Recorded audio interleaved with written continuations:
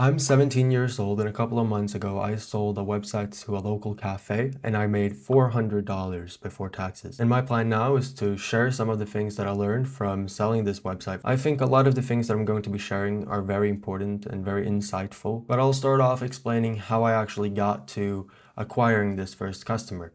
And I did that by one winter day. I was walking home from school, passed by this cafe like I've done many times, and I know that they don't have a website, and I saw that he was alone, and I decided to walk in. Immediately, I shook his hand and I introduced myself, and I told him that I wanted to make a website. At first, he was very skeptical because he mentioned that he had purchased a website for another business that he had ran before, and he saw no results and just wasted a lot of money. But when I mentioned that it was only $400, he seemed a lot more interested. So I took his email address, I went home, and I worked on a prototype, which I did using AI. Now, I don't think that was a very good website, but I still sent it to him, and I also introduced myself more in the email and told him what I wanted to do, and confirmed that the price was $400 because, a lot of agencies charge anywhere from $1,000, $2,000, and if you're making a website with like Wix or Squarespace, it's not always going to be the best quality.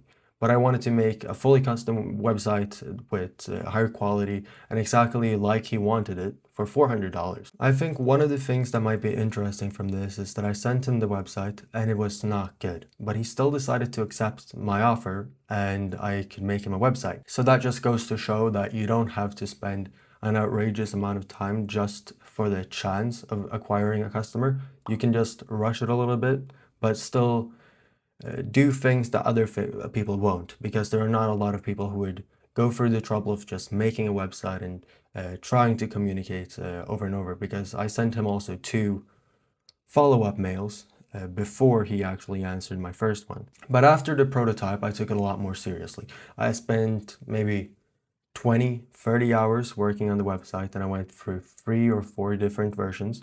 I made the website using Astro, and it was my first time using Astro, so there were a few things that I had to learn, but I still think it turned out very well, and I'm very happy with the result. Of course, during me making the website, I communicated with the cafe owner and asked him what he wanted, and he told me a lot of the sections that he wanted on the website, and I made those. So another thing that you can learn from that is that it's not just about what you want to ask questions, so you make what they actually want. But at the same time, he also trusted me with many decisions about how the website would be, because I had that expertise. So that helped him also feel involved in the process, and we made something that he actually wanted too. And I think that's very important. You don't want to take all of the control over the project. You want to ask questions and have them involved. Before I continue, I want to say that at the time of recording, this channel has 11 subscribers, and I appreciate everyone who has already subscribed. And if you could subscribe, and if you like this content and you want to see more, consider subscribing, and that would mean the world to me. Now let's continue with the video. Now I want to move on talking about what I think is the most insightful and most important part that I've learned from making this website. And that was that during the development time, I was maybe at his cafe 3 or 4 times, helping him set it up and asking questions. And during that time, he got 3 or 4 spam calls from people trying to sell him websites. Like literally, as I'm sitting there, people are trying to call him and sell him websites. And he's like, I've already got a guy here sitting in my cafe right now, working on my website as we speak. But that makes me think, like, why did he decide to say yes to me? And that's what I think is important. So I learned that you should value the quality over the quantity. I was the only one who actually decided to walk into his cafe, shake his hand, and introduce myself.